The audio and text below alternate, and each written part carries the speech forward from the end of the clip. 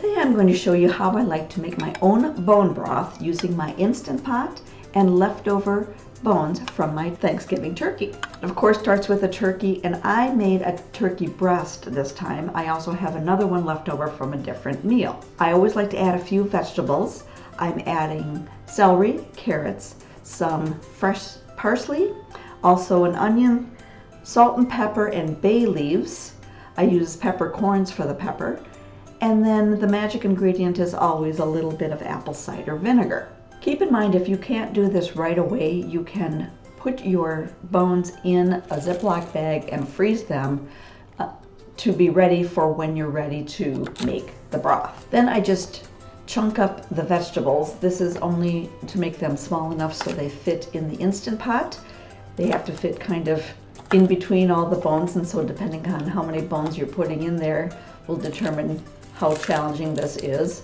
The onion, I only take off the outer layer. You don't really have to remove the skin, but I take off the outer layer just for cleanliness purposes and then put it in quarters. And then with that, you're pretty much ready to start this. With two breasts, I had to break one of them up into smaller pieces so they'd all fit. But once I got them all in here, you can just add the vegetables and tuck them in wherever it works the best. Same thing with the herbs. Seasonings just can go on top, or tuck that parsley right in there, and then just add water.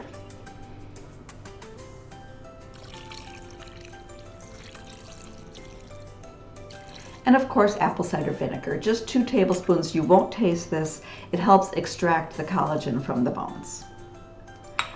Always verify that your liquid level is below that maximum fill line, which ours is. And with that, you can just cover your Instant Pot and seal it and set it for 2 hours on high pressure. Now, I always let the Instant Pot natural release for at least 30 minutes. This batch I left for an hour, and it still had pressure, so I had to manually release some of it. I like to use a wooden spoon and kind of push down that pin, also release the seal valve, and just kind of keep doing that until that pin is down and stays down. That indicates there's not enough pressure to push it up anymore. Then you can open things up and take a look. You can see it's still very hot. And this is ready to go. Turn off the Instant Pot so it stops the keep warm cycle. You could actually do that right away if you want, but I wanted the timer to tell me how long it's been sitting. And I like to strain into these Pyrex big measuring cups. It makes it easier to handle later. So I use a colander and a few layers of cheesecloth to strain out the solids from the liquid. I start with a tongs and just take what are obviously the very large chunks out. Set them all in there and let them drain a little bit. You can see it gets kind of messy. Then when I've got as much as I can with the tongs, I'll switch to a big soup ladle. Again, I'm just trying to get as many big chunks out as possible. Then I'll gather up this cheesecloth and kind of let this drain as much as possible. This isn't the bulk of the liquid, but it's good to get some of that out of there. And then I'm going to empty these solids into the garbage. I'm just going to throw these away.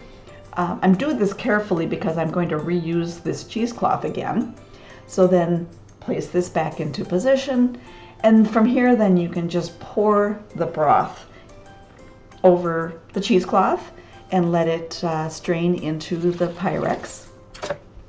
You can see this is pretty much full. I take the next size down Pyrex because I have a whole set of these, and then just pour the rest of this into here. And you can see I have about 2 quarts in one container and about a little over a pint in the other. I cover these and refrigerate them overnight.